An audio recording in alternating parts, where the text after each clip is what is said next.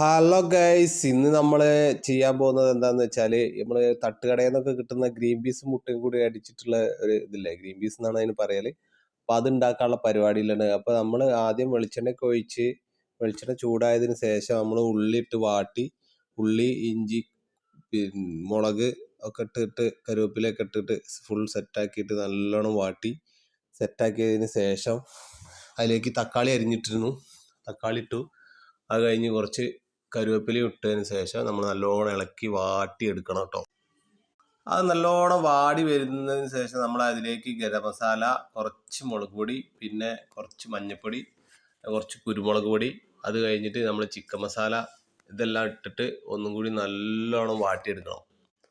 നന്നാക്കി ഇളക്കിയതിന് ശേഷം നല്ലോണം വാടി ഒരു പരുവത്തിൽ ആവും അത്. അപ്പോൾ അത് കഴിഞ്ഞിട്ട് നമ്മൾ ഇനി അതിലേക്ക് ഇടാൻ പോകുന്നത് നമ്മുടെ പുഴുങ്ങി വെച്ച പച്ചപ്പട്ടാണി എന്ന് പറഞ്ഞ സാധനമാണ്. ഗ്രീൻ പീസ് ഇട്ടതിന് ശേഷം നന്നാക്കി ഇളക്കുക.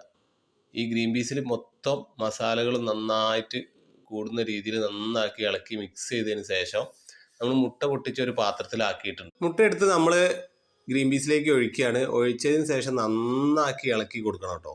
നന്നാക്കി ഇളക്കി കൊടുക്കുമ്പോൾ അതിങ്ങനെ മുട്ട ചട്ടീൻ്റെ ചൂട് ഇട്ട് ഇതിങ്ങനെ ടൈറ്റായി ഇതിൽ നല്ലോണം മിക്സായി ഇങ്ങനെ വരും.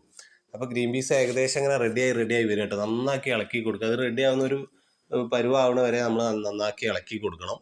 ഏകദേശം ഗ്രീൻ പീസ് വെന്ത് കഴിഞ്ഞു. ഇനി അതിലേക്ക് നമുക്ക് കുറച്ച് മല്ലിച്ചപ്പ് ആഡ് ചെയ്യാം കേട്ടോ. മല്ലിച്ചപ്പ് ആഡ് ചെയ്തതിന് ശേഷം ഒന്നും കൂടി നന്നാക്കി ഇളക്കി കൊടുക്കുക. ഇപ്പോൾ ഏകദേശം നന്നായി റെഡിയായി സെറ്റായിട്ടുണ്ട്. ഇനി ഞങ്ങളിത് ഓരോ പാത്രത്തിലേക്ക് മാറ്റി ഞങ്ങൾ കുറച്ച് ചായ എടുത്തു.